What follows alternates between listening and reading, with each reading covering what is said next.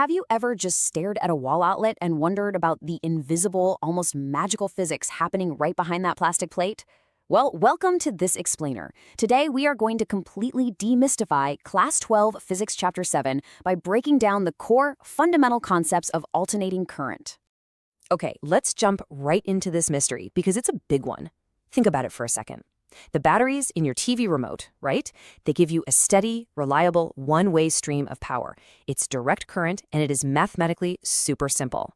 Yet, the electricity pulsing through our homes, our cities, our entire power grid, it's this complex, constantly fluctuating wave.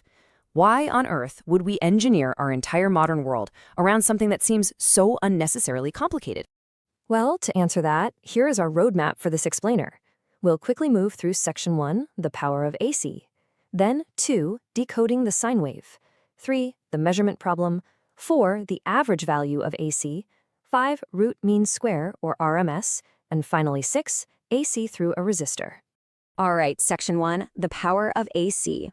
Let's establish exactly why alternating current basically rules our modern power grids. The very first thing to grasp is how these two currents behave differently. Direct current is a flat, horizontal line. The charge just flows with a constant magnitude in one single direction. It's a one-way street. But alternating current? It is highly dynamic. It's a wave that is continuously changing its magnitude and periodically reversing its direction of flow entirely. It literally alternates back and forth.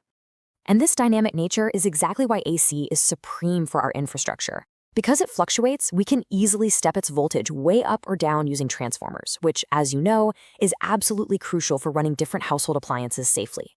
It also lets us transmit power over massive distances, from power plants to our cities with very low energy loss. Oh, and as a cool bonus, this alternating property is the exact reason you can tune your radio to a specific FM station using a selector circuit. DC literally cannot do these things efficiently. Moving on to Section 2, decoding the sine wave. We know AC fluctuates, but how do we actually write that down in math? So the instantaneous value of an alternating current follows a classic sine wave. You have the equation I equals I naught times the sine of omega t. And look, don't let the math intimidate you. It's just telling a story. I is the current right now, at this exact millisecond. I naught is the peak current, the absolute highest point the wave ever reaches. And that sine function just dictates how the current continuously swings up from 0 to a positive peak, back to 0, plunges down to a negative peak, and swings right back again. Now, what is truly wild here is the sheer speed of this fluctuation. In Indian households, for example, the standard AC frequency is 50 hertz. That means this current is completing 50 full start-to-finish sine wave cycles every single second.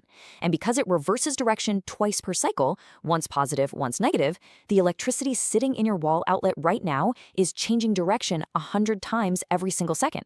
Just try to wrap your head around that. Which brings us to Section 3, the measurement problem. This incredibly rapid, perfectly symmetrical fluctuation causes a massive physics headache when we actually try to measure it.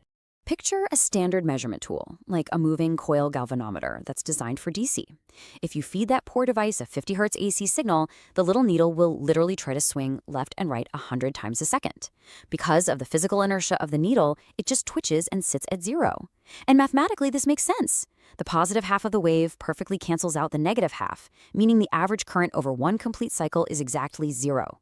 So, how do you measure something that averages out to absolutely nothing? Well, you have to be clever. You have to measure a property of the current that completely ignores direction. Enter the hot wire ammeter. Instead of relying on magnets and direction, this device measures the heat generated by the current pushing through a wire. Whether the electrons are rushing forward or backward, they are going to encounter resistance, and that resistance creates Joule heating. Heat is always positive, right? So it's the perfect workaround for our measurement problem. Section 4, average value of AC. To do actual math with this alternating flow, we have to totally redefine what average means in this context.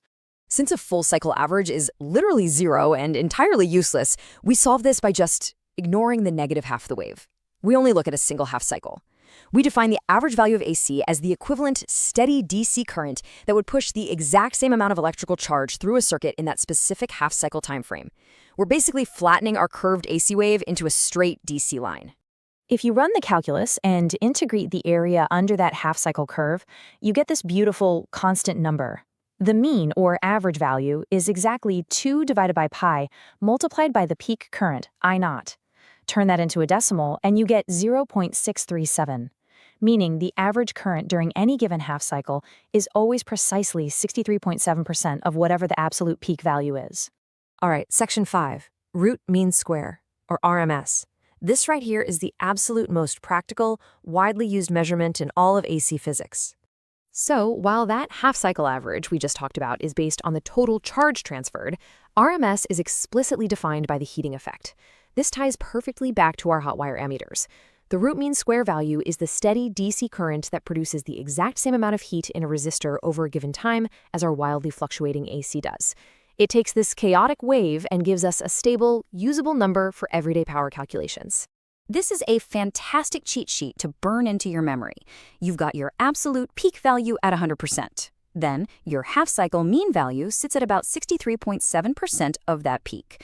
But your RMS value, the one we actually use for heating power, is calculated as the peak divided by the square root of 2, which lands at roughly 70.7% of the peak value.